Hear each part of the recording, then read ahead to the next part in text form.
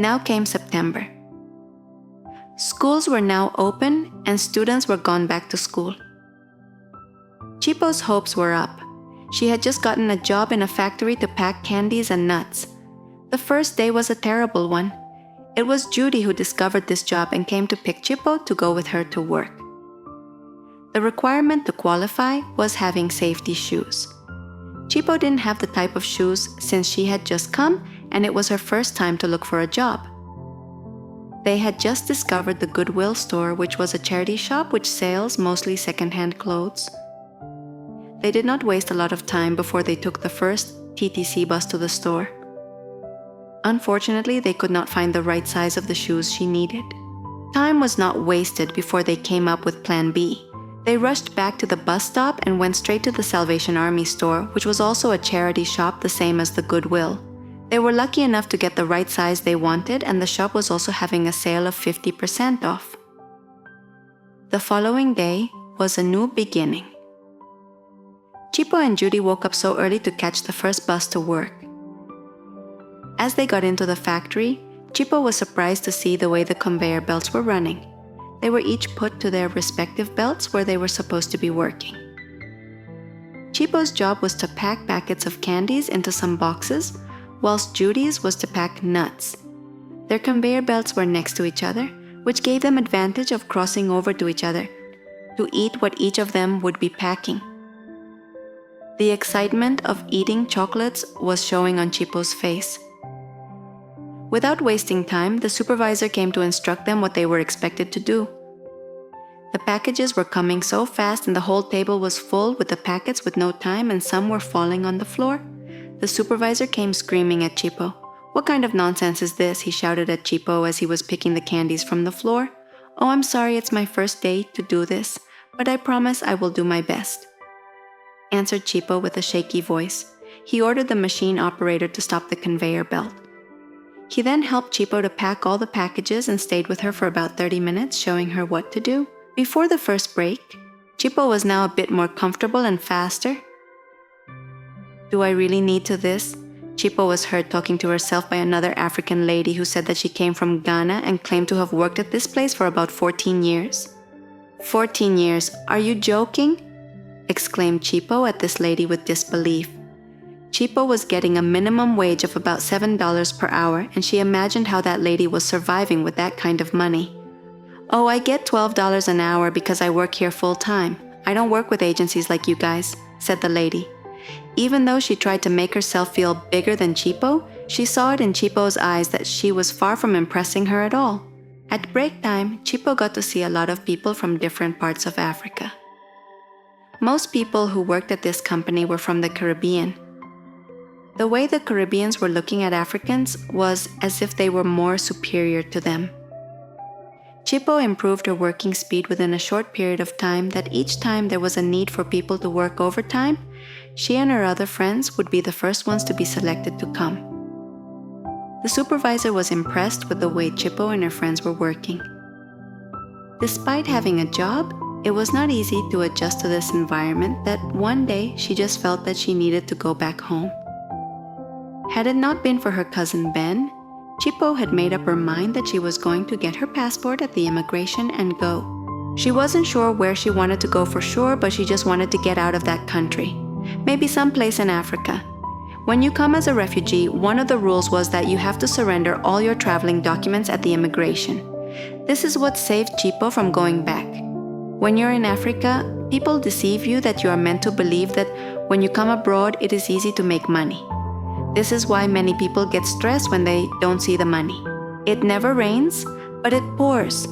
2 weeks after Chipo started her job, the September 11th attack happened. The September 11 is when the world towers were attacked by the terrorists.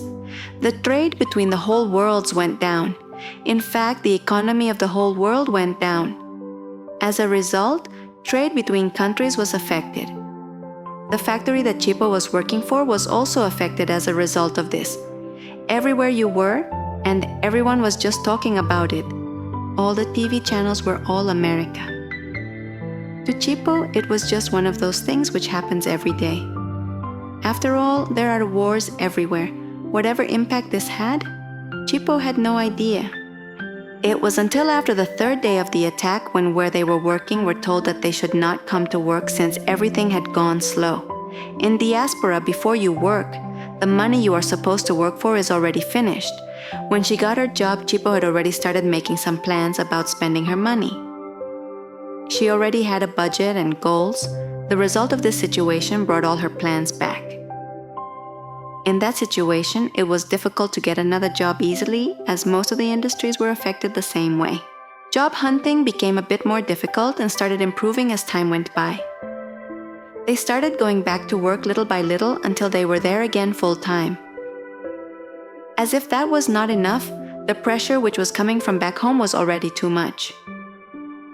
People do expect a lot if they know that you have traveled overseas, sent suitcases of clothes and some money. Your mates in England already sent a lot of things, but you out-traveled the same time. Job hunting became a bit more difficult and started improving as time went by.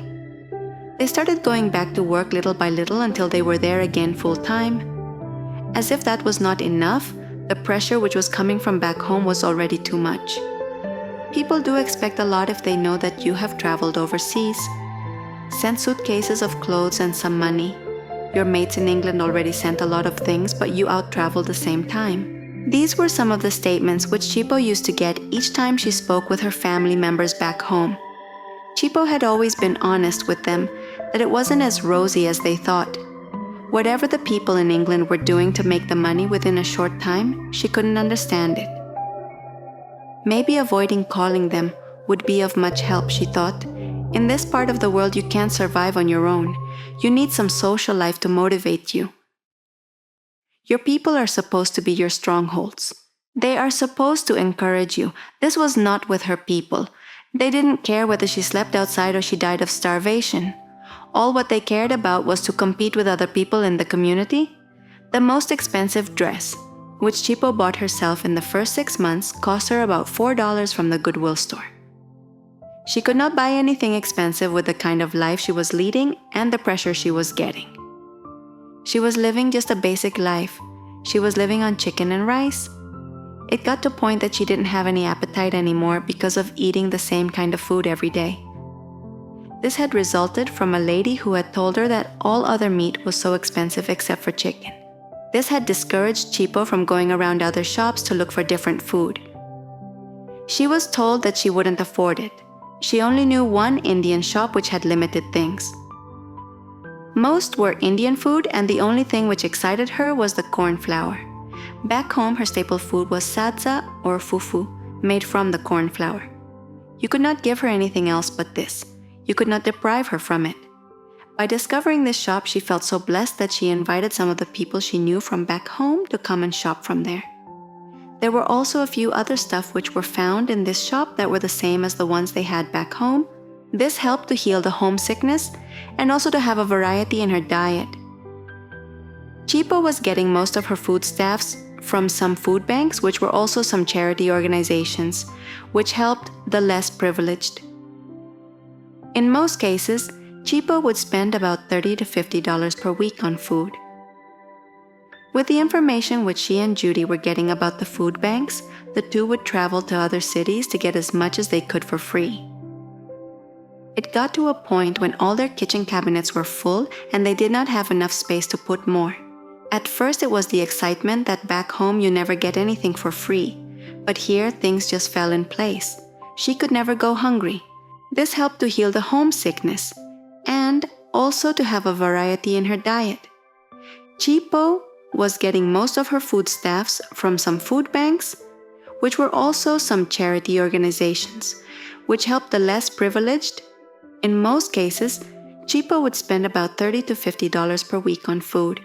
With the information which she and Judy were getting about the food banks, the two would travel to other cities to get as much as they could for free. It got to a point when all their kitchen cabinets were full and they did not have enough space to put more. At first it was the excitement that back home you never get anything for free, but here things just fell in place. She could never go hungry. During the time they were laid off and were job hunting, they met a guy from the Caribbeans who introduced them to an employment agency called Paramount. The requirements were the same: safety boots, and they were told to come and start work the following day. They went to meet at the agency's office where they were supposed to be taken to the places where they were supposed to work. At about 6 o'clock in the morning, they were there as advised. They were then taken to a waste place. This place was located in the city of Mississauga, just next to Toronto, which is the city Chipo was living. On arrival, she was expecting to be taken to some factory or some decent building. To her surprise, they were taken to a conveyor belt, which was just outside a building and was a dumping place of garbage. Their job was to select garbage from recycling staff like cardboards and cans. Back then, people were not separating garbage from recycling when throwing garbage away. It is now when the environmentalists are strict because of the global warming, when garbage selection is now encouraged. The conveyor belt was moving so fast, and they had to grab the stuff as per the speed of the belt.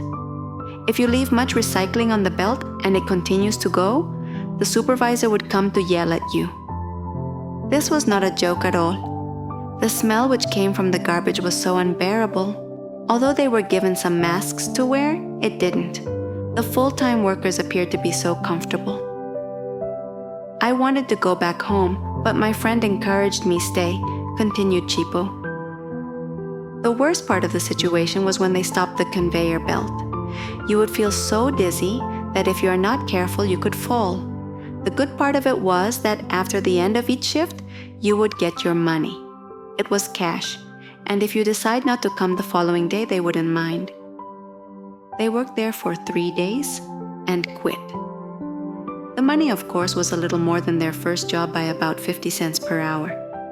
They were happy with the money, that's why they managed to stay there for the 3 days. The day they quit, Chipo had a terrible headache, and she was so much stressed. She told Judy and the guy who had referred them to this place that she was going home. Her head felt like it was spinning. They told her that she should relax and she would be okay. She was so angry that she told them that there was no okay as long as she was still at that environment. She just told the supervisor, and at first he told her that he would not pay her because she could not finish her shift. She told him to keep his money, but later he gave her the pay. Her concern at that moment was her health. She started coughing and she decided going to the doctor. She took some medication for about a day and she was fine. The following week, they were called to go back to the factory which they had been laid off before. This was a big relief. This time, there were a couple of them from her country. So many of them had left good jobs back home in search of greener pastures, although they were not so sure at this point if the pastures were that green. It took time to understand the way the Caribbeans or the Jamaicans were talking because of their accent. They talk so fast and they use their broken English that you have to pay more attention for you to understand them. They used to tell Chipo and them that she had strong accent, and they told them that theirs was also strong. They are the people she noticed that they are so scared of white people. Sometimes if the boss walked in the factory, they would run around telling everyone that the white man is here, as if they have seen some ghost or something. Everyone in the factory would start running and pretending to do some work, even if there would be nothing to do. Sometimes they pretended to clean. It was overreacting. One day, one Indian girl passed some comments about one of Chipo's African colleagues. She wanted to bring this lady down. The name of the African lady was Cindy. The Indian girl thought that since she had worked at the company for a long time, she could talk to anyone anyhow.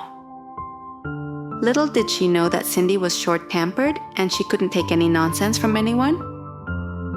Cindy waited until when this Indian young girl was going to the washroom. They were so scared that even when they wanted to go to the bathroom, they made sure that they would be 2 of them going at a time in case they get attacked. The dirty jobs they were leaving for the Africans to do, like cleaning, they started making some turns doing the duties.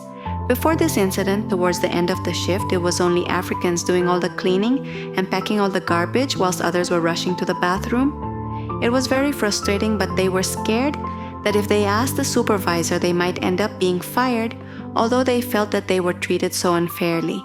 They could not afford to lose this job again, not anymore.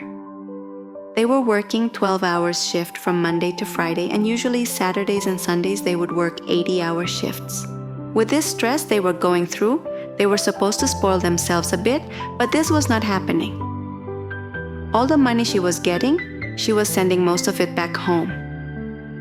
This happened to almost each and every one of them. Every Friday or Saturday, almost everyone she knew from her country would be at the Western Union sending money for that week. After getting the paycheck, they used pay the few bills they had, and the rest would be for back home. Sometimes they could even crave for a McDonald's, which was less than $10, but you just tell yourself that you can't afford it. It was like a competition of sending money back home between people in Canada and the United Kingdom. The reason why they all got the pressure of wanting to send money back home was that even before she left Zimbabwe, people who had traveled to UK were always sending money and doing projects back home. Some people said that it was because the immigration in Britain was difficult to give immigration papers to foreigners, so people just got in a habit of preparing themselves so that if they had to go back home, they would have somewhere to start. Back then, immigration in England was deporting a lot of immigrants. It was unlike Canada. It was not easy to get two jobs because usually the times would be clashing. Most jobs started and finished the same time, which made it difficult to go and start another job. This limited her chances of working 2 or more jobs. The people who had traveled to the USA were also treated the same as those in Canada.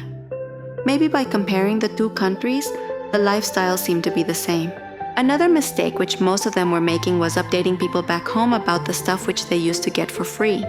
These were the things like the food and clothes which they used to get from the charity organizations. This sends a wrong picture to her families. They thought that since she was getting a lot of things for free, it meant that whatever she was earning belonged to them.